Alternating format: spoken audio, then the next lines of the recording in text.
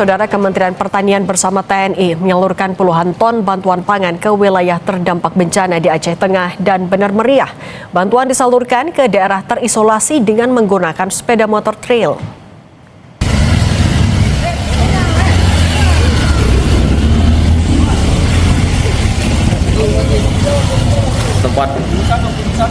Kementerian Pertanian bekerja sama dengan TNI menyalurkan bantuan pangan bagi masyarakat terdampak bencana di Kabupaten Bener Meriah dan Aceh Tengah.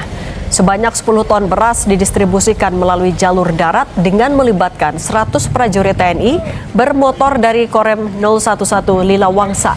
Pendistribusian menggunakan motor trail dilakukan untuk menjangkau wilayah terpencil dan medan sulit.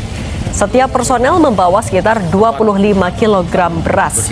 Jalur alternatif untuk pendistribusian logistik bisa dilalui untuk memastikan bantuan sampai ke daerah terisolasi. Penyaluran ditargetkan selesai dalam waktu 2 hari.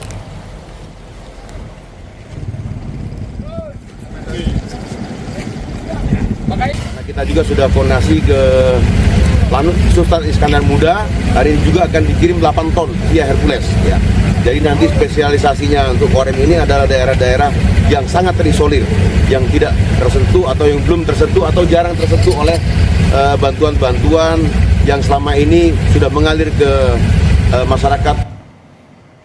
Hamparan tumpukan kayu terlihat di area Pondok Pesantren Darul Mukhlisin yang terletak di Desa Tanjung Karang, Kabupaten Aceh Tamiang, Aceh. Lumpur, sampah, serta tumpukan kayu memenuhi area masjid dan lingkungan pesantren. Pembersihan terus dilakukan prajurit TNI sebagai bentuk respons cepat pemulihan pasca bencana banjir dan longsor. Lumpur yang mengendap di dalam masjid mulai dikeluarkan, sementara halaman dan selokan secara perlahan mulai ditata kembali.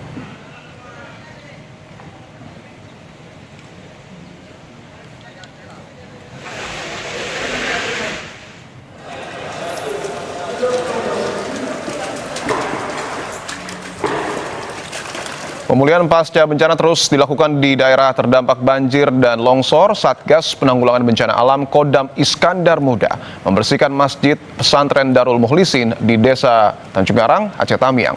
Pembersihan dilakukan secara gotong royong dengan mengeluarkan lumpur yang mengendap di dalam masjid. Pembersihan rumah ibadah dilakukan agar aktivitas keagamaan dan kegiatan pendidikan di Pesantren Darul Mukhlisin dapat kembali berjalan normal.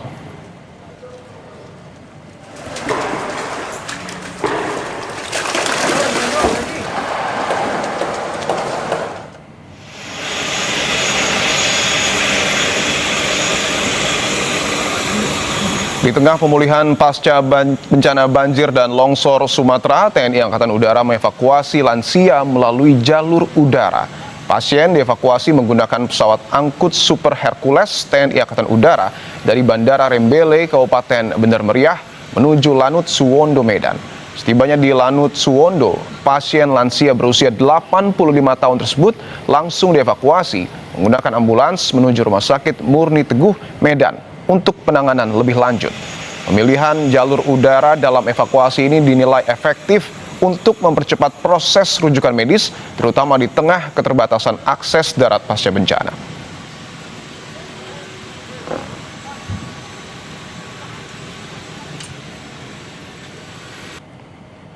Rumah ibadah yang menjadi fasilitas warga menjalani aktivitas kini menjadi salah satu prioritas pembersihan pasca bencana.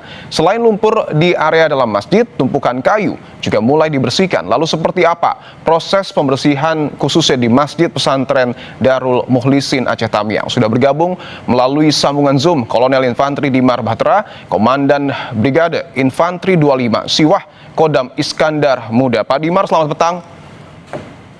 Selamat petang, Mas. Ya, selamat petang. Pak Dimar, mungkin bisa disampaikan proses pembersihan sejauh ini sudah seperti apa? Sudah berapa banyak kayu yang kemudian dibersihkan? Baik, terima kasih, Mas. Jadi kita dari Kodam Iskandar Muda sudah khususnya di titik Masjid Pondok Pesantren Darul Mukhlisin ini kurang lebih sudah sekitar 5 hari. Jadi di tahap awal kemarin kita pembersihan masjid. Masjid sekarang 95% sudah oke, lumpur semuanya ketebalan kemarin 60 cm sudah semuanya dibersihkan. Dan sudah bisa digunakan untuk beribadah dan beraktivitas dari teman-teman yang masih bekerja di sini. Demikian. Oke, alhamdulillah masjid sudah 95% membaik ya Pak, karena saya juga sempat ke sana dan memang tebal sekali lumpur yang ada di sana. Yang menjadi tantangan juga soal kayu Pak, karena di hamparan Pondok Pesantren Darul Mukhlisin ini luar biasa banyak kayu yang ada di sana. Proses pembersihannya sejauh ini seperti apa? Baik, terima kasih. Jadi ini kita dari 3 hari yang lalu sudah mendapatkan perkuatan full bantuan alat berat dari seluruh pihak dalam koordinasi terkoordinir oleh BNPB. Jadi termasuk ada bantuan perkuatan dari pasukan Angkatan Darat, yakni dari Zipur 10 Kostrad dan Batalion Teritorial Pembangunan dari Depok. Jadi kita bersama-sama saat ini alat berat semuanya total kurang lebih ada sekitar 40. Jadi 30 eksavator dan 20 doser. Kemudian ada 60 senso.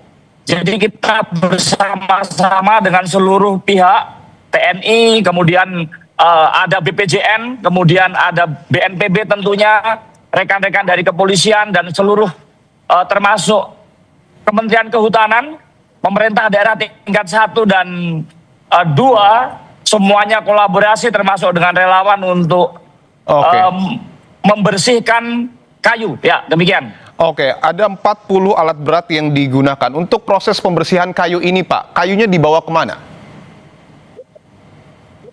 Jadi begini, kayu ini nanti konsepnya adalah diambil, dipisahkan antara yang bisa dimanfaatkan dan tidak bisa dimanfaatkan. Yang tidak bisa dimanfaatkan nanti akan ditimbun di dalam areal perumahan pondok pesantren sehingga akan mengurangi mobilitas dan nantinya juga akan menjadi tanah, bahkan akan mampu meninggikan level halaman dari pondok pesantren. Kemudian yang bisa dipakai nanti akan dikelola oleh pemerintah daerah dan kementerian atau dinas sosial, nantinya akan dimanfaatkan untuk hunian masyarakat yang saat ini terdampak, nanti akan menjadi bagian untuk membantu masyarakat baik dalam konsep mandiri, hunian sementara sampai dengan hunian tetap. Demikian. Untuk estimasi waktunya Pak, karena sekali lagi bahwa hamparan kayu itu begitu banyak, begitu luas, estimasi mungkin target selesainya untuk pembersihan kayu ini sampai kapan?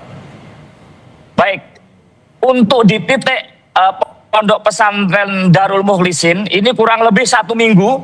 Ini untuk kayu yang bersifat kayu besar dan bisa dikelola, termasuk yang sampah-sampah kecil ini kurang lebih dalam 1 minggu ke depan, insya Allah bisa dibersihkan. Meskipun masih ada lapisan-lapisan lumpur dan sampah-sampah kecil yang itu juga butuh waktu karena sebagian masih terendam air dan ada lumpurnya dan itu butuh waktu. Tetapi yang pokok kayunya 1 minggu ke depan mudah-mudahan bisa lebih cepat bisa dibersihkan. Ya. Selain fokus di Pondok Pesantren Darul Mukhlisin Pak, untuk tim Pak Dimar sendiri ini bertugas di mana saja? Apakah juga membersihkan tumpukan kayu lain ataupun material lumpur di wilayah sekitar? Begini, jadi saya perwakilan dari Kodam Iskandar Muda yang diperintahkan oleh Pangdam untuk menghandle titik pokok yang berada di Kabupaten Tamiang. Jadi pekerjaan kita holistik menyangkut seluruh aspek dan sektor yang berada di Kabupaten Aceh Tamiang. Dari mulai menghidupkan dan aktivasi sektor-sektor publik, PLN, Telkom, akses jalan, RSUD, kemudian termasuk Puskesmas, itu menjadi agenda kita. Dan yang di tahap awal yang cukup krusial di 1 minggu awal adalah dorongan logistik kepada masyarakat kita yang dia terdampak. Karena di 1 minggu awal setelah terbuka akses komunikasi, bantuan logistik itu kurang lebih 1 minggu untuk distribusi sampai dengan titik paling jauh. Bahwa fasilitas umum alhamdulillah sudah dibersihkan, kemudian juga pondok pesantren sudah dibersihkan. Yang jadi tantangan adalah rumah warga. Bahwa lumpur di rumah warga juga begitu banyak, Pak Dimar. Apakah ada target khusus penyelesaian material lumpur di rumah warga? Karena ini juga sempat dikeluhkan oleh sejumlah warga di sana. Betul, jadi begini Mas. Tenaga kerja paling banyak yang ada di Kabupaten Tamiang itu adalah masyarakat sendiri.